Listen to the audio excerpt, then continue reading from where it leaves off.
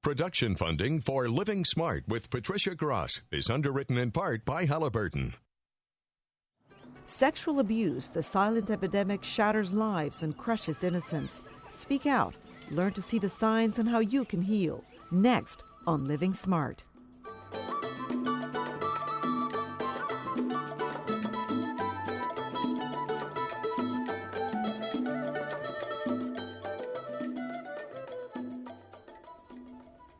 Hello, I'm Patricia Gras. Welcome to Living Smart, the show designed to help you get the most out of life. Today's guest, Vikki Bush, shares her struggle in emancipation from sexual abuse. She offers valuable tips, lessons, and wisdom to overcome this devastating epidemic for parents, adults, as well as children. Have pen and paper ready. We'll be giving you a list of resources at the end of the program.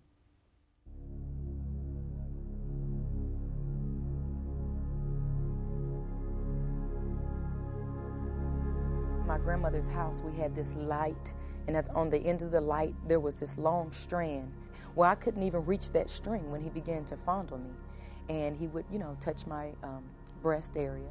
And I thought, what is he doing? And as a child, I wasn't really sure. Is he, is this right? Or in my heart of hearts, I knew as a child that something wasn't right, but I kept kind of pushing it out. Maybe, grandfather didn't mean to do this. Maybe he meant to touch me on my stomach, and he kind of slipped and touched my breast area. As a child, I was confused. I did not believe that this was really happening because I didn't know what sexual abuse was. The summer of Vikki Bush's 13th year of life is burned into her memory forever. It was then her grandfather molested her. Just knowing that somebody in your family molests you and takes your innocence from you, you're in a state of disbelief because this person is supposed to love you and cherish you and honor you as a child and protect you. And I wasn't protected. He had taken away my innocence from me, and I thought, God, can this truly be happening, and why is it happening to me? I was very afraid of him. In fact, I would always do things where I could stand behind him. If we had company over, I wasn't sure that if he was going to reach out and try to touch me. So what I would do is he would always sit in a chair. And I'd always say, well, can I stand back here? Can I brush your hair? And stand in back of the chair, or can I wipe off your chair? And I'd stay in the back of his chair and stay out of his way. Or if I had to bring him a glass of water that he asked for, I didn't want to make ruffle, and riffs with the family, so I'd take the long route around. Or if I had to walk in front of him, I'd make sure I'd walk way in front of him. And, I just constantly felt uncomfortable around him because I didn't want my family to say, what did you do to make him do that? Or, what are you doing to our father? Or what are you doing to granddaddy? And my father was very close to him. So I didn't want to upset my dad. And I didn't want to upset, his wife, my grandmother. And I really just didn't know what to do. So I stayed silent, and I just kept quiet and just kept the peace in the family. You can destroy a child's innocence. And to me, that destroyed my life because it made me afraid of all the men in my family. I didn't want to be in a room with my brothers by myself because I thought I'm not going to give them an opportunity. And they never knew this was going on, but I would always clam up any man in my family. Even my father. My father and I were very close, and just being in a room alone with him made me nervous. Like many children of sexual abuse, Vikki felt isolated and alone. She changed emotionally and physically. I was outgoing, but I became this introvert. I started walking with my head down, and I started clamming up. And at that time, my face began to break out. And I started having these little nervous things. I'd lick my lips all the time, and I had a dark circle around my face. And, of course, with that and my face broken out and I'd lose weight because my appetite was gone, I started feeling unworthy. With each summer at her grandparents' house came the sexual abuse. It would be 5 years after her 13th birthday that the abuse would take Vikki to a breaking point. When I came to be about 18, and my grandfather was sick, and he had to go into the hospital. And I thought, and this is mean, God, but I don't want him to come back home because I don't want him to touch me anymore. I don't want him to look at me in that type of manner anymore. Just tired of him being in a position where he's always able to reach out and touch me and nobody sees it. And I thought, this has got to stop. And I remember coming to the hospital. And on his deathbed, I sat there. My dad was like, oh, talk to him and, let's make sure he's okay. And, we may not ever get a chance to see him again. And I was thinking in my mind, good. As a child, as an angry teen now, I'm thinking, good, because I don't want him to ever get an opportunity to do this to me again. And maybe God right now is going to, take care of my problem for me. But even on his deathbed, and I think at that point, I realized that he was sick, because on his deathbed, he reached up and grabbed my breast in the hospital, room full of family there, and nobody saw it. So I knew at that point that he was sick. And I thought, this has got to stop. God, you have got to do something to this maniac. Don't let him come out of here, please. Vicky did not reveal her sexual abuse until she was 25. By that time, the abuse had taken its toll on every aspect of her life. After several failed relationships, Vicky was determined to make a change.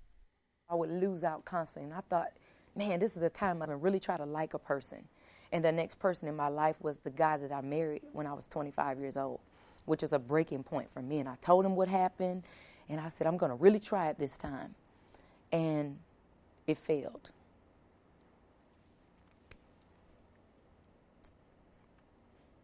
Excuse me.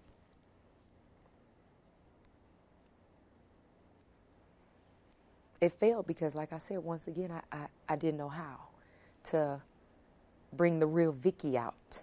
I didn't know how to bring my emotions out the right way.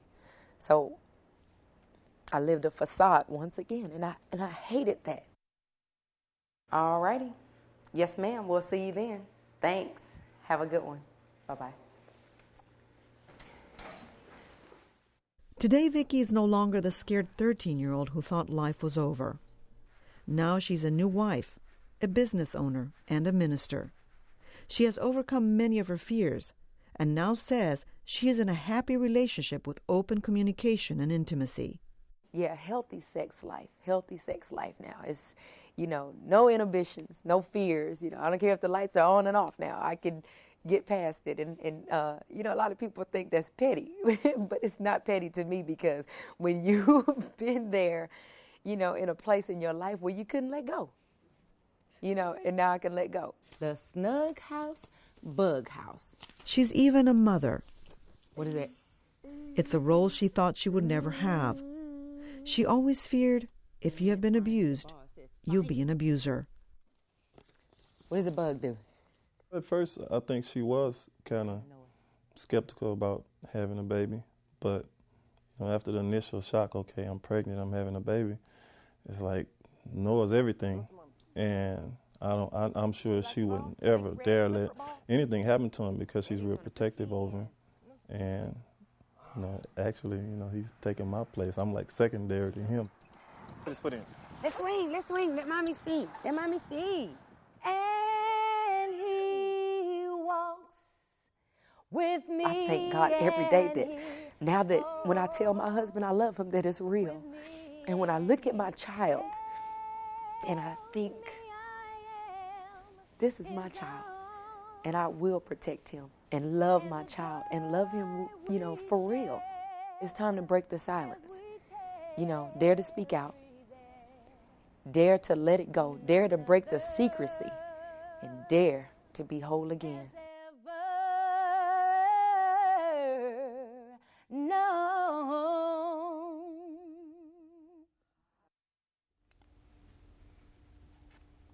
Beautiful voice. Thank you, Vikki Bush, for joining us. Patty. How common, how prevalent is this problem? It's very prevalent. In fact, you hear so much of it on the news right now. It's like 1 out of 3 women, 3 out of 5 boys.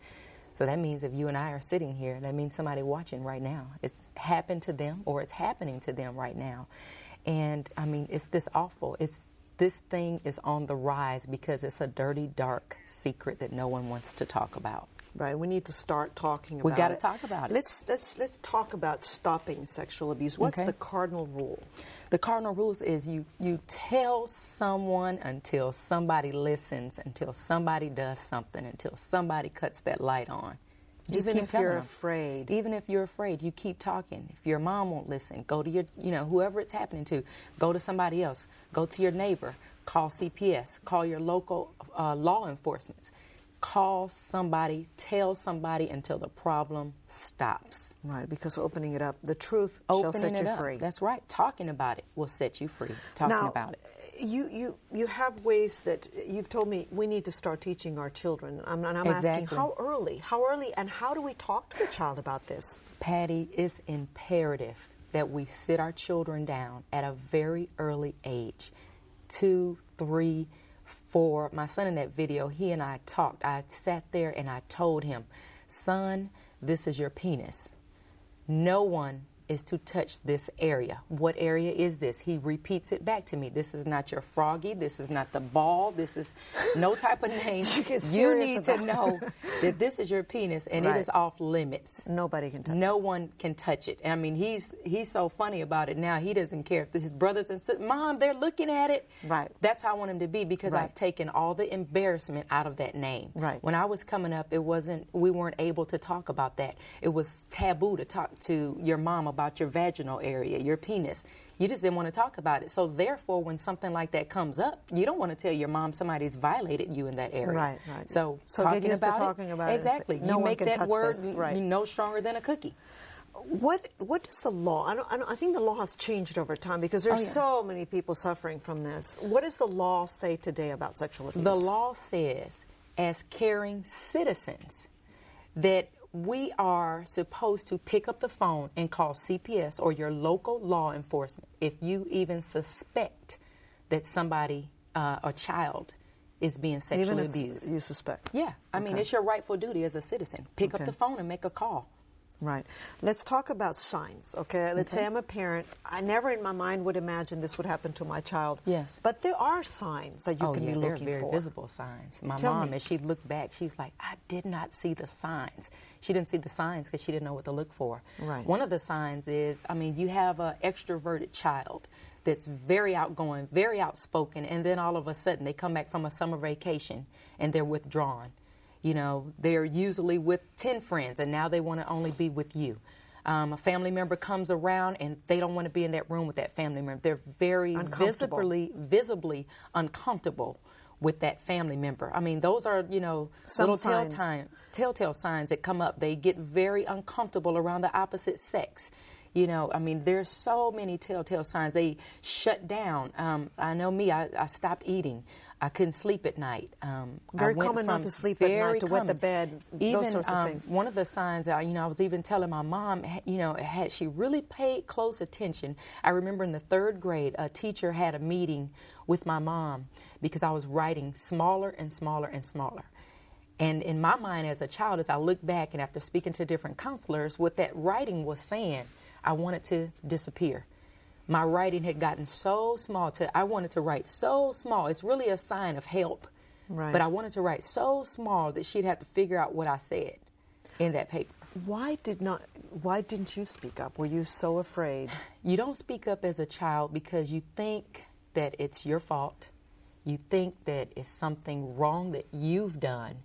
And once again, it's one of those taboo type of things that if you haven't talked to your parents about your vaginal area, your penile area. These are things you just don't bring it up. No way am I going to talk to my mother about this. No comfort zone. Yeah, I'm not doing this. And then you look in the mirror and go, I'm supposed to be perfect. No way am I going to talk. I have a stain on me. It's no way. I'm not going to talk about it. I'm not going to deal with it. And you should talk about it. Exactly.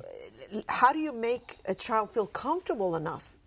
You create a safe space for your child to say, hey, my uncle or even my dad. Oh, yeah, exactly. And like I said, once again, talking to your child about his body parts, his or her body parts, just continuing to keep those doors open when they go to family members' houses, when they go to friends' houses. I need you to know that if anybody makes you uncomfortable, if anybody touches you in areas, You know that you can pick up the phone without mom being judgmental, and I'm on the way to get you. We will solve the problem. So you let them know that I'm your safe zone. You let me know if something is happening to you. So. And always, and can you talk in front of the perpetrator? I mean, do you think if the child comes up to you and he's accusing the father? Oh, exactly. I mean, it's hard. But these are things you have to do. It's the child that should be protected. You have to place your feelings on the back burner. And believe the child. And believe the child. Right. Because, I mean, you have to think, what child is going to make up an issue like that? That we lie about, no, I didn't eat the cookies, no, I didn't do this, but what child is just going to outright blatantly tell you, Mom, Dad touched me in the wrong way? Right. Those are signs that automatically, those are signs for investigation. Right. Let's talk about, obviously we need to protect the children. What about the abuser? Because obviously we hear that people who abuse who are abused tend to abuse. What are the abusers thinking? Why do they think they can get away with this? Have you studied what's in the mindset of an abuser? I think the mindset of an abuser, I think they pick out children that they know aren't going to speak out. Okay. Like I said, I was an introvert already. I was already quiet. So, and you know, once they tell you whatever. One thing my grandfather told me was, nobody's going to believe you. You know, everybody likes me in the family. Let's not cause ruffles with the family. And that kind of, yeah, you know, he's right. You know, so I mean, a child that doesn't speak up well, those are going to be easy victims. I think if you teach your child, you speak up no matter what. Right. Especially with something that's so uncomfortable, something like that. Exactly. Are there any services to help the abuser? Because to stop the cycle, we have to stop the abusing as well. The abuser, first of all, child abusing is a crime. It's a sickness. Right. It's an illness. I think it's an illness, and I think if this person understands that I am sick, I think they need to know that they can pick up the phone and seek professional help from a counselor. Because quite frankly, what they've experienced is something that they thought was normal. So sometimes the abuser has experienced it previously, maybe in their childhood, and they never got help. Right. So they need to know that there's help out for them. There's help out there for them. Pick up the phone and get counseling, get some professional help. Okay. Now, can someone who abuses a child love that child, do you think? Well, I'm a firm believer that love doesn't hurt. Right. But I'm also a firm believer that you can get some help. And I think after you're healthy and whole, you can then love that child in a proper manner. But you can't love somebody if you're sick and you have an illness to abuse children. For you, you kind of kept it hidden, you kept it quiet, you put it in the back burner, which is what so many people do to cope. What was your wake-up call? And you were older, too. Oh, yeah. My wake-up call was, you know what? I gave my grandfather 1,000 yesterdays. He's not getting my tomorrow. This is it. The buck stops here. And I had to purpose in my heart at that particular time. I said, I'm going to deal with the disappointment. I'm going to decide my direction. And I am going to determine to win today. I'm like, this is starting over today. This is step one today. I'm stepping out on a new leaf today. I'm not going to walk in yesterday anymore, no longer. Was it something that happened to you? Was it nightmares? Was it? Oh, yeah. I started having nightmares. When I was married, my sex life just went down the drain because I didn't want him to touch me. Everything began reminding me of what happened. Of what happened because of the nightmares and everything was coming up. But that was just my mind's way of telling me it's time to deal with it. It's time to regurgitate this mess and deal with it. And you told me you did an exercise with your second husband. Oh, yeah. To help him understand what it is like to be sexually abused. Oh, yeah. The exercise I told him was because people have a problem of understanding what it feels like, or they don't understand, why are you still crying about this 25 years later, 30 years later, 15 years later? Why are you not dealing with it? And I'm going, okay. I said, who's the person in your family who you love the most? He's like, wow, my grandmother, I love her. I said, close your eyes. And he closed his eyes, and I said, you have your grandmother in your mind? He's like, yes. I said, picture her having oral sex with you. I said, I'm sorry, but it's just that hard. Picture her having it. And he sat there, and his face kind of contorted and twisted up. I said, picture her doing this against your will, because certainly you don't want this to happen, do you? But it's happening. I said, would you hit your grandmother? Would you harm her? What do? I said, now open your eyes. I said, picture me as your grandmother, and I'm coming forward to you to hug you and tell you now to just act like it never happened. And he's like, wow, tears begin to roll down his face. He's like, it's just no way I could ever see her in that manner again. I said, not only that, now when you try to get intimate with your wife or something, that's going to be in the back of your mind. It's dirty, it's gross, it's nasty. You don't even want to be touched. If you're married to someone who's been Exactly. sexually abused and you want it to work, what should you do as a spouse? I think you should get counseling together. Together. I think you should talk about this often. I think you should pray often together. And just whenever the hurt comes up, I think you ought to let that person, whether it's the male or the female, talk about it, and talk about it. The more you talk about it, the less significant it becomes in your life. Let's talk about healing. How do you heal from something like this? I mean, I know it's a process, isn't it? It's a process, but one of the most powerful things to healing is the key to unforgiveness. You have got to unlock that door to unforgiveness and walk through and decide to forgive your abuser. Because forgiveness is like an ugly seed of bitterness. You'll never blossom into that beautiful plant or flower if you keep that ugly seed of unforgiveness in there. You have to forgive. That's the key. Walk through that door of unforgiveness, throw that key away, and walk through and decide, I'm going to forgive. I'm not going to stay behind that door of unforgiveness. Right. How do you know, Vicki, that you're living smart? I know that I'm living smart, Patty, because today that thing is so insignificant, and that I know that every time that I talk about it, I'm turning on the light to that ugly, dark secret of sexual abuse. Faith. That was very important for you. You're a minister. How did you hear your spiritual inner voice talk to you? How did that help you? A scripture kind of came up in my spirit. My grandfather was a minister, and it came up in my spirit when he asked somebody to come to the front of the church to give their life to Christ. And I remember him saying, well, all of your yesterdays are all washed away. You're new. And I thought about that. I said, you know what? Today, I can just totally surrender my life to God. And I know that if I do, that old Vicky is washed away, that I'm a new creature today. So I said, you know what? I can just say it never happened now. I'm new. It's new. I'm new. I'm a brand new creature, and I can just start all over and walk a new path in life now. And you're now very active in this subject. What do you want to achieve? What do you want to do? I just want somebody to know that it wasn't your choice, but you do have a voice. Speak out often, and I just want to get that across America. Speak out. Dare to speak out, dare to heal, dare to be whole. And that's my one plight in life, to just talk about it. And if I can just change one person's life, just one. I've done my part. Why do you think sexual abuse is more damaging than any other type of abuse? Because it's a dark secret. And because it's a dark secret, you walk around, you don't even know who the real you really is. And you walk around in this shame and guilt. And as long as you walk around in shame and guilt, you'll never live to your life's fullest potential. And how do you think, what advice would you give people who are maybe watching the show and have been through this and they just can't take that step? It's too scary. I go back to the 3 things I said earlier, Patty. You got to deal with the disappointment. Deal with it. Cry about it. Make some phone calls. Get in counseling. Then decide your direction. Where do you want to go from here? Where do you want to go? Do you want to stay in yesterday, or do you want to move forward? And then you have to be determined to win. Today is my day. It's my day.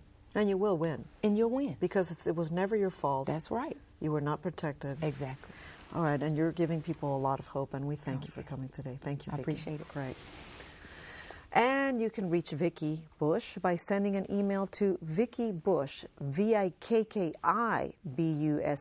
@AOL.com. And for more information on prevention, you can call toll-free the National Sexual Assault Hotline at 1-800-656-HOPE. That's 1-800-656-4673. All calls are confidential. Whatever you do, please get help if you need it. You no longer have to keep abuse a secret. There is help for everyone. And please remember to visit our website, houstonpbs.org/livingsmart, for a complete resource list. And feel free to share your own story of courage in overcoming this type of abuse so we can offer hope to others. You can call us with your comments at 713-743-8513 or email livingsmart@houstonpbs.org. And that's our show for today. Remember to live smart and get the most out of life. Tune in to our next episode with back pain therapist Judy Sevilla so you can finally get some relief. I'm Patricia Gras. Have a great week.